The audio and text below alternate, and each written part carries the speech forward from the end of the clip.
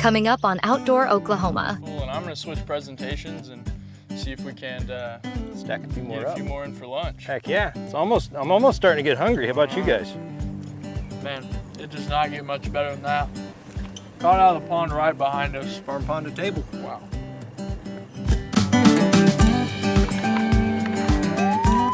Good job, baby. Much flavor that comes out of that first bite. You get that rosemary right off the top. Oh, you got him! You got him, Emily! Oh! Nice mess of blue cat we have right there.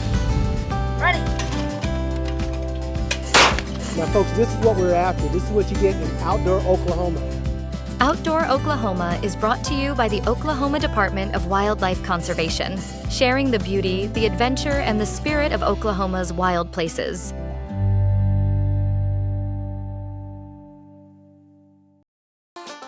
Oh, there we go.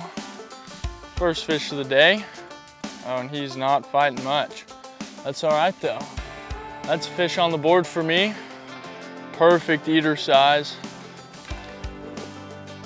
Hey, while you were catching that one, I accidentally caught another one. Today, we're outside of Stillwater, Oklahoma, doing a little bass catch, clean, cook with my good buddy, Judkins, who's a wildlife biologist at ODWC. Let's get it. Hopefully we'll have some luck. Yeah, we had that big front come through the last couple days, some rain, but I think if we slow down the presentation, we'll have some good bites. I think you're right. What do you think you're gonna throw first? Rocking the wacky rig. Heck yeah, I'd say, you know, a good year-round bait. I tend to have a lot of luck with it in farm ponds. I'm gonna try a little rooster tail and see if that does anything.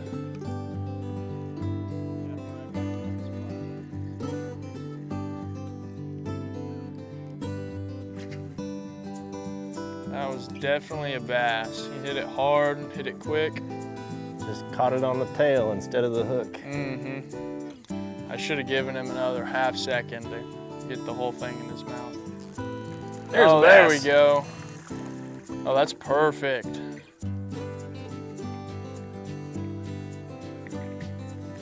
Perfect.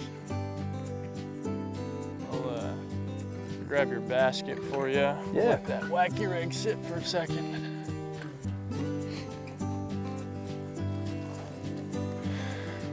Nice little largemouth. So what we're gonna do here is grab the fish trap, fish basket. It's not a trap. Stick that guy in there. There you go, I'll let you tie that off.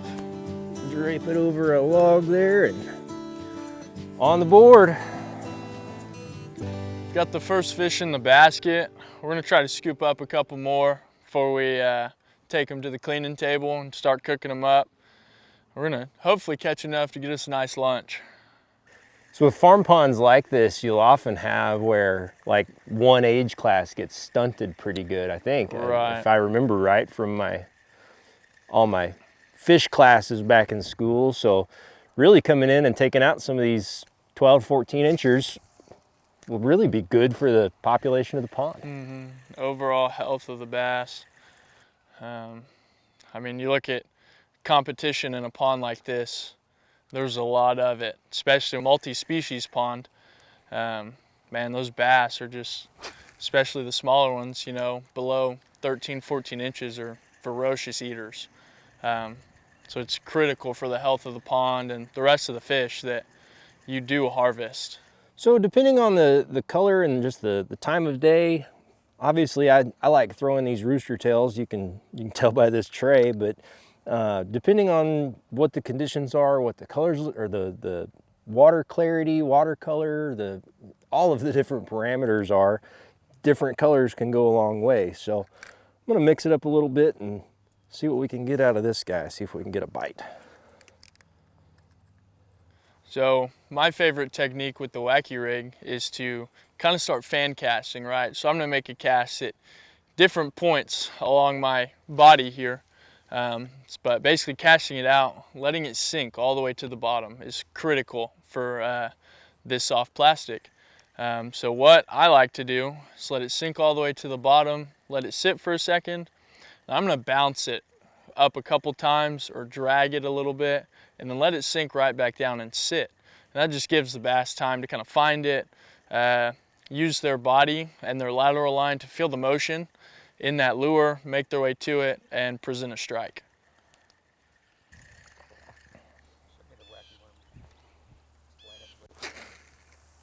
So right here, we've got the wacky rig. What this is just a 1/16 ounce weedless hook. So that's what this little metal piece here is for, if you can see it. That just helps kind of avoid the weeds and all the moss.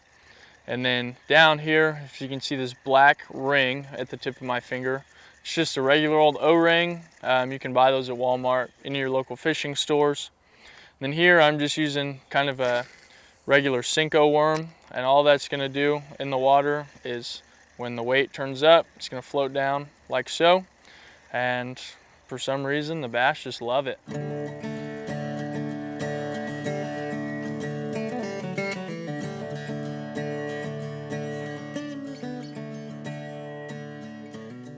Oh, beautiful sunfish there. We'll add that to the basket. Nice little bluegill. Let's bring this basket in and toss this bluegill in there.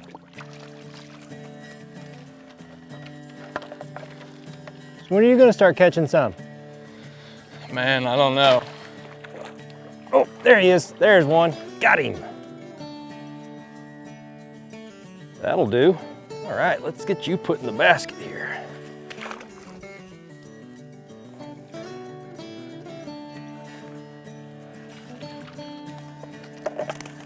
All right. Oh, there we go.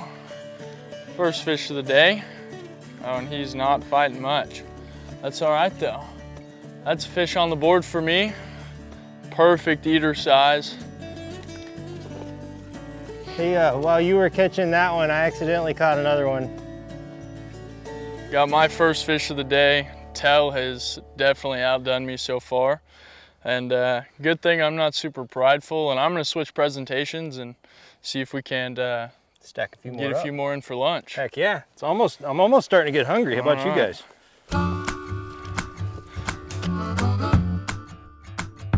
Oh, I got one, little bluegill. Nice.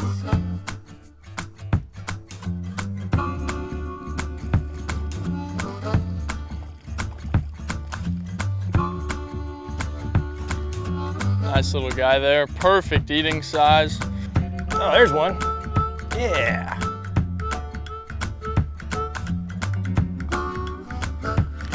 Oh, there we go.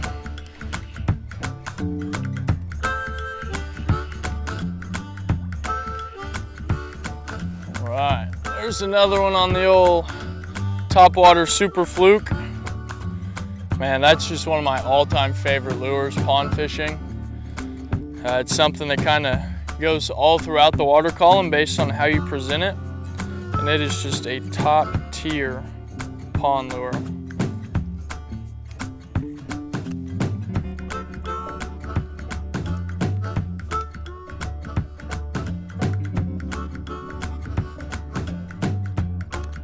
Let's go get these cleaned up and eat some lunch. Heck yeah.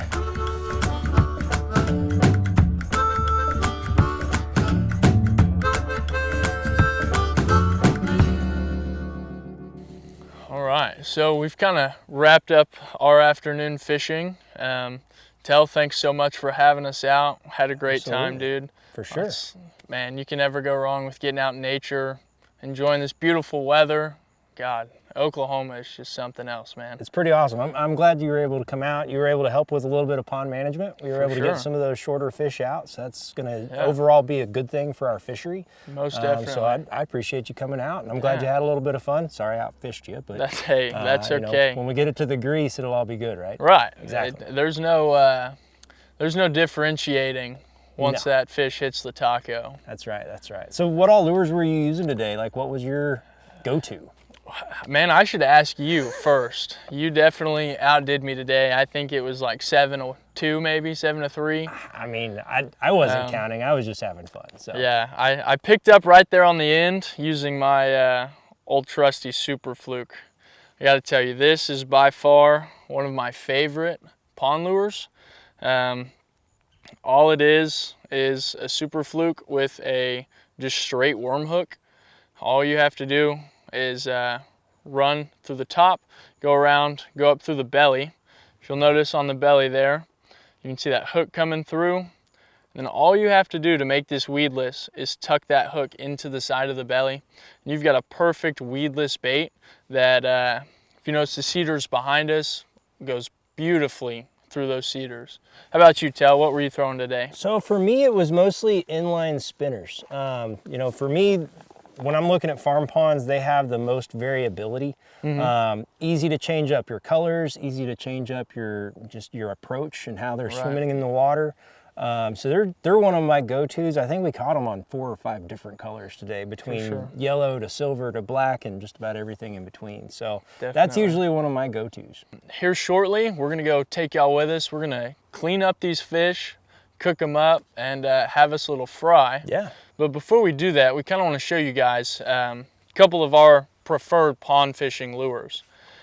So as I mentioned, my typical go-to is some kind of plastic. So whether that is a, Texas rigged lizard, you also have, like I mentioned, the super fluke. On top of that, earlier in the video, I mentioned the wacky rig. So all this is a weighted, I like weedless hooks with some type of wacky worm, some that'll flop real nice. And then this tool here, actually what it does is it helps you put that O-ring on. So you slide your worm in there, you take one of these O-rings from the back, and all it does is come up and over, and then boom, right there, you've got your O-ring on, and all you've got to do from there, run your hook through it, you've got a perfect wacky rig. So super helpful tool. That tool is way handier than doing it without the tool. Oh, for sure. And they're super cheap. You know, that's just an easy, cheap way to get into it. I promise I'll give it to you go right in a ahead, second. Jerk baits. I love throwing jerk baits. Muddy pond conditions, I'm going with a silver and black. In a clear pond like we were fishing today, I'm going with a realistic lure. Okay, so really fish-like. Want to make sure that it looks just like a bluegill or even a smaller bass. And then the last thing is a spinner bait of some kind. Like I said, I tend to go realistic colors in clear water, so this kind of matches that today. Yeah, for sure. Tel, get into yours, man. Well, I'll throw a couple of extra spinners on there for you. These are both beetle spins, so they come in a few different sizes and colors. So you can see a big white there, a little green. And then just for folks that are first getting into farm pond fishing, I'm gonna throw on a nice topwater plug. A little bit cooler water temperatures today for us to use them, but I always have one of these little pop-R plugs in my bag just to be able to get that bite. And there's nothing quite like a farm pond topwater bite. Oh, most definitely. That's the cool thing about this guy here is that while it's topwater, you can fish any level of the water column with it based on how you present it. Yeah. Tel, thanks again. Like I said, we appreciate you having us out. Absolutely. And let's get to cleaning and cooking up these fish. Let's do it. All right. We just got done catching all these fish. We're back at the truck, and we're gonna go through a quick demo on how to fillet a bass to get the best meat off of it. So first thing we're gonna do is come right in here behind this gill. We're gonna lift that up, go to 45-degree angle in. Make sure you get a good hand on the fish. We're gonna go in just like that, okay? Once we do that, I like to spin them around and run my blade down the spine. Then once we go down the spine here, we're just gonna follow that all the way down until we get through. Then I'm gonna leave about a half to a quarter inch right there on the end. Then what I'm gonna do is just continue to run my blade along the spine and all the way down. You're gonna be able to feel the rib cage once you get down here. And then we're just gonna keep running along that rib cage until we get all the way down through the bottom.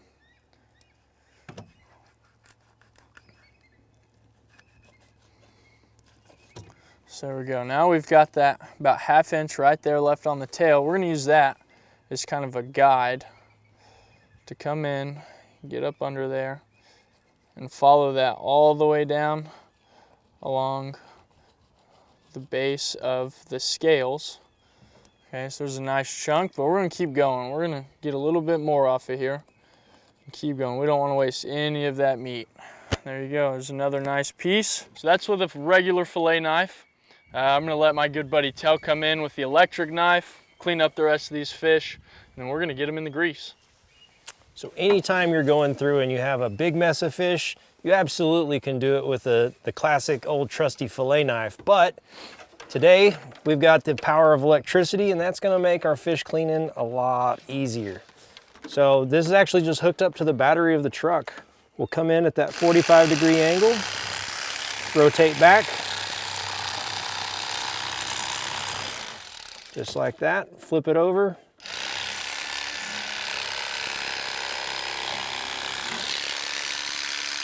I'm gonna come through,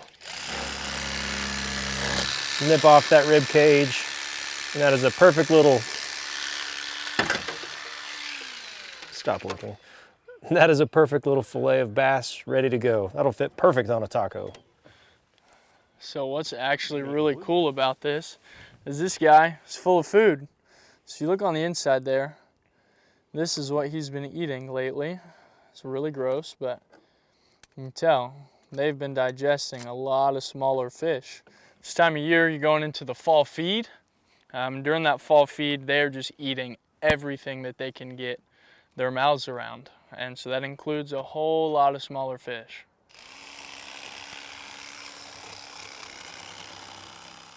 So what we're doing here is we're just cutting these into kind of bite-sized pieces so that we can throw them in the tacos. My guy Tel here made a homemade batter. So Tel, can you kind of tell us what goes into your homemade fish fry here? So it's kind of one of those you can't go wrong. So your base is yellow cornmeal. From there, I like to add in just, you know, the basic trifecta, salt, pepper, garlic. Can't go wrong there. Another one, Tony Chachere's. If there's a spice blend that you like, throw a little bit of that in there. It's gonna definitely add a little bit of flavor, and it'll really come through on the fish. Just give it that little bit of pop of good flavor. For sure. So can you kind of tell us just what all you're doing to the fillets here? So since we're doing a fairly quick catch, clean cook, I wanna just do a quick field, make sure I'm not feeling any bones. We don't wanna have any of those going. And then I wanna make sure it's about a taco-sized piece of meat. So just little bite-sized pieces. And then the only thing that's on this is just water from where we rinsed them. And that's gonna be enough to help that cornmeal mix. Of course, everybody has their own way of doing it. It could be beer battered, it could be not battered at all. I mean, the sky's the limits on the way that you can treat your fish. But I think this batter, and I've actually got a little bit of extra something I'll show you guys here in a little bit that's gonna go on these tacos, and All right. I think you'll be talking about them for a little bit. Sweet.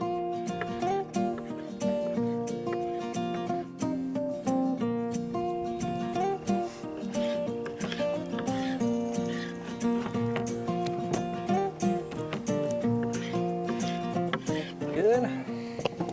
You will do us the honors. Make sure that lid goes on good. It does get kind of finicky. Make sure the lid's on good. Whoop! It's not on good. It's not on good. There it goes. And then if you'll flip it upside down, yeah, get all that goodies. Should give it a nice shake here. Make sure that batter gets all over our fish. We want a Make nice, sure you hold good the lid on real tight, because if you go to flip it over and you lose all your fish, that would not be fun. But the perks of working outside, if it makes a mess, no big deal. Sweet. That will be perfect. All right, that looks good, man. We're gonna test our grease and see if it's hot enough. I think we are pretty much there.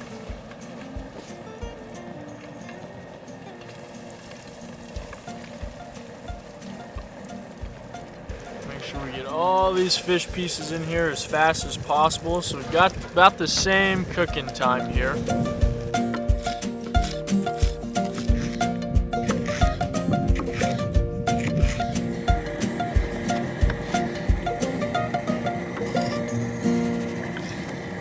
All right, Jacob, think these fish are about right? Dude, yeah, let's get them out of the grease give it a here. try. Nice and hot. Oh, those look perfect. Turned it up there at the end to get them a little more crispy. They've been in, what would you say, about 5 minutes now? A couple minutes, yeah. So we just want to make sure we get them nice, cooked all the way through.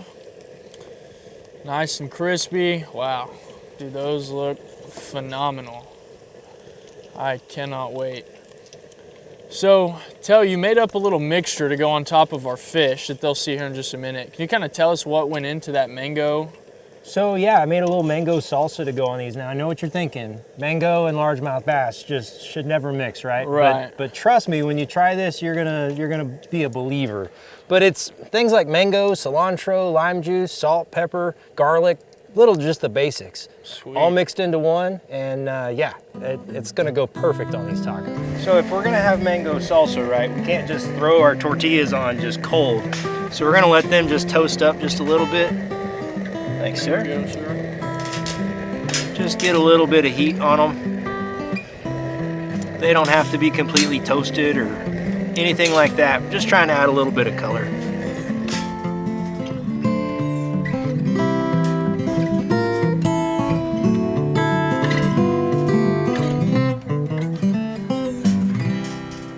I think it's about time to try some of these out. Grab you a tortilla there. And then, here, grab some of that. I got way too much. There we go. Throw you a little taco in Thank there. you, sir. Man, that fish looks delicious. Grab 2 more pieces. Then, a little dollop of that mango salsa. Thank you, sir. If you want, there's some green Yeah, onions, throw that just a on little there. pizzazz. Do you like heat? Do you like spicy? I'm not a spice guy. All I'm gonna right. take some of this lime, drip that on there. Well, sir. All right. Hey, the first bite does it. Cheers, man. Cheers. 1 bite, 1 rule. Man, it does not get much better than that. Caught out of the pond right behind us. Farm pond to table. Wow. You know, I was talking to Tell earlier, and if I'm being completely honest, I'm not a big fish eater, but I could make a meal out of this for sure. That jalapeno on there is just a perfect little kick at the end. Oh, that's phenomenal. Good stuff. So, approve the mango. Mm-hmm. Not bad, right?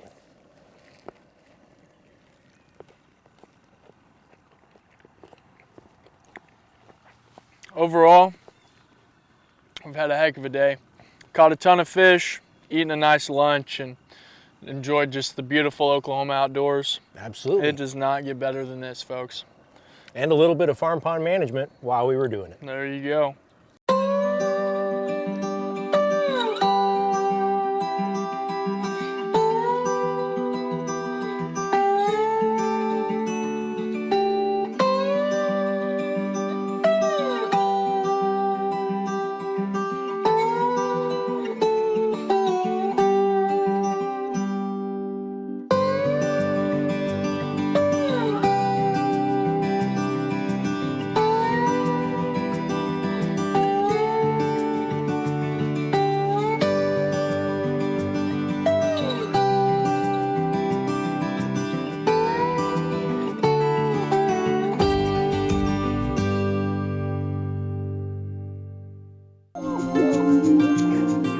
Outdoor Oklahoma is produced by the Oklahoma Department of Wildlife Conservation and is proud to serve and be funded entirely by sportsmen and women and outdoor enthusiasts who love and appreciate all things wild in the great state of Oklahoma. Connect with us online on TikTok, Instagram, Facebook, X, and YouTube. Want to know more about the Wildlife Department? Visit us at wildlifedepartment.com. Thanks for watching.